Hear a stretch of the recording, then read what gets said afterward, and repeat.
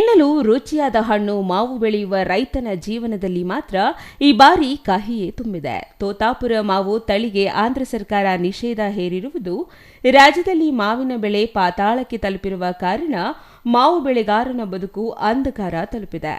ಇಂತಹ ಸ್ಥಿತಿಯಲ್ಲಿ ನೆರವಿಗೆ ಬರಬೇಕಿದ್ದ ರಾಜ್ಯ ಸರ್ಕಾರ ಅತ್ತ ತಿರುಗಿಯೂ ನೋಡದ ಪರಿಣಾಮ ಇದೀಗ ಮಾವು ಬೆಳೆಗಾರರ ಆಕ್ರೋಶ ಮುಗಿಲು ಮುಟ್ಟಿದೆ. ಇನ್ನು ಮಾಜಿ ಮುಖ್ಯಮಂತ್ರಿ ಸದಾನಂದಗೌಡ ಅವರು ಇಂದು ಕೋಲಾರ ಜಿಲ್ಲೆಗೆ ಭೇಟಿ ನೀಡಿ ಮಾವು ರೈತರ ಸಂಕಷ್ಟವನ್ನು ಖುದ್ದು ಆಲಿಸಿದರು.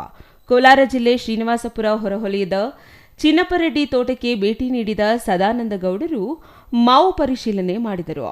ಮಾವು ಬೆಳೆಗಾರರ ಸಮಸ್ಯೆ ಆಲಿಸಿದ ಸದಾನಂದಗೌಡ ಮಾವಿಗೆ ಬೆಂಬಲ ನೀಡುವಂತೆ ಒತ್ತಾಯಿಸಿ ಕಳೆದ 17 ದಿನಗಳಿಂದ ಪ್ರತಿಭಟನೆ ಮಾಡುತ್ತಿರುವ ಮಾವು ಬೆಳೆಗಾರರ ನೋವು ಅರಿಯುವ ಪ್ರಯತ್ನ ಮಾಡಿದರು. ಒಂದು ಲೋಡ್ ಎತ್ಕೊಂಡ್ರೆ 10,000 ಲಾಸ್ ಬರುತ್ತೆ. ಹೋಗೋ ಬದಲು ಇಲ್ಲೇ ಬಿಟ್ಬಿಟ್ರೆ ಇನ್ನೂ ಉಳಿತು, ನಮಗೆ ಗೊಬ್ಬರ ಆದ್ರೂ ಆಗುತ್ತೆ.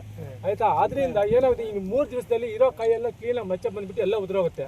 ನಮ್ಮ ಸರ್ಕಾರ ಏನಾದರೂ 3 ದಿವಸದ ಒಳಗಡೆ ಏನು ರೆಸ್ಪಾನ್ಸ್ ತಗೊಳ್ಳಿಲ್ಲ ಅಂದ್ರೆ ನಾವು ಮಾವಿನಕಾಯಿ ಬೆಳೆದು ವೇಸ್ಟ್ ಆಗುತ್ತೆ. ಬೆಂಬಲ ಬೆಲೆ ಘೋಷಣೆ ಮಾಡುವಲ್ಲಿ ಸರ್ಕಾರ ವಿಳಂಬ ನೀತಿ ಅನುಸರಿಸುತ್ತಿದ್ದು ಮಾವಿಗೆ ಬೆಲೆ ಇಲ್ಲದೆ ತೋಟದಲ್ಲಿ ಕೊಳೆಯುವ ಸ್ಥಿತಿ ನಿರ್ಮಾಣವಾಗಿದೆ. ಈ ಹಿನ್ನೆಲೆಯಲ್ಲಿ ಮಾವು ಬೆಳೆಗಾರರ ತೋಟಕ್ಕೆ ಭೇಟಿ ನೀಡಿದ ಮಾಜಿ ಸಿಎಂ ಸದಾನಂದಗೌಡರು ಪರಿಶೀಲನೆ ಮಾಡಿದರು. ಈ ವೇಳೆ ಮಾವಿಗೆ ಬೆಂಬಲ ಬೆಲೆ ಕೊಡಿಸುವಂತೆ ಸದಾನಂದಗೌಡರ ಬಳಿ ರೈತರು ಅಳಲು ತೋಡಿಕೊಂಡರು. Chandrashekar, CTV news, Kolar.